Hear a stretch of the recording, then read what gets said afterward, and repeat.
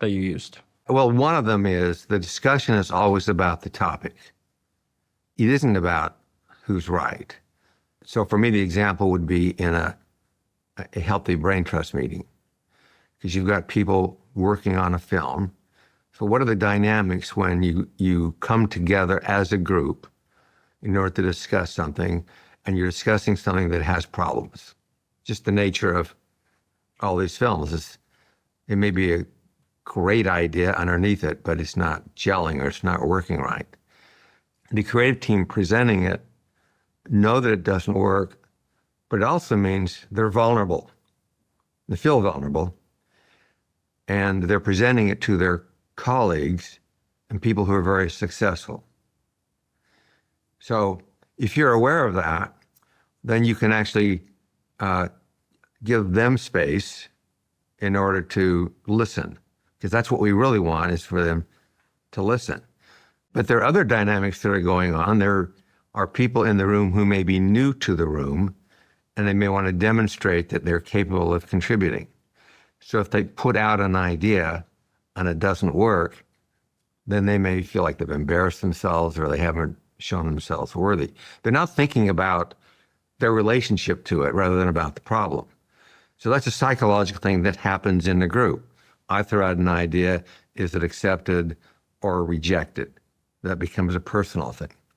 Well, how do you manage that? How do you avoid people not saying an idea, like letting potential embarrassment stop them from sharing an idea?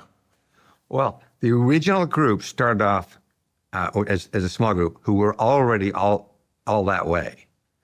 That is, and this starting on Toy Story, they'd had these intense discussions, and it was really about solving the problem. So they didn't have any fear of embarrassment? No, there's like 4 of them. Okay. So they're working together on the same thing, and their very nature is they're working on the problem. When we started, we had that group that worked together, but we also had something else that I think Anders Stanton and I recognized, I think most clearly, was that we had an outside force that was a corrective. An outside force? An outside force. Okay. Because our contract was with Disney. And so the person who was in charge of Disney animation at the time was Tom Schumacher, who later moved back to Broadway to be over theatrical there. But he would come in as a person who had a vested interest in our success, and he would tell us what he thought, and often he would disagree with what we had. So it was good to have someone come in. It's like a different perspective in case you get caught on a little loop, because you're building this thing in your head. It's kind of fragile. And sometimes you need somebody to say, well, that's not working, and jar you from that fragile thing that's in your head. He would only see it once in a while, and we valued that. Bug's Life is the next film, and then Toy Story 2 is the next one. The first one was, just obviously it was the first, like that was getting going, but we were getting our legs under us as we figured all of this out. We also had a group of people who were consciously trying to figure out the process. It was just everything about it, not just the movie, but how we worked with each other.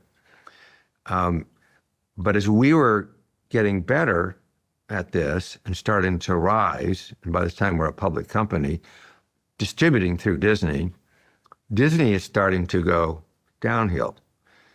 And we are aware that Tom Schumacher was going to leave because he was going to New York, which meant we were going to lose our outside force. Andrew came up with the idea that this group that we had, we would call the Brain Trust, and that as we elevated the people to become directors, we would bring in others, or the writers or certain experienced people into a room as a small group to solve the problems. But the Brain Trust would then see somebody else's film and act as an outside force. That was the idea. So other directors looking at another director's film and giving feedback. Yes. Now, it was to replace what Tom Schumacher was doing. It didn't work. The problem was they weren't outside. They're in the building, they're all the time, and they always know what's going on. So the notion of them being on the outside isn't true.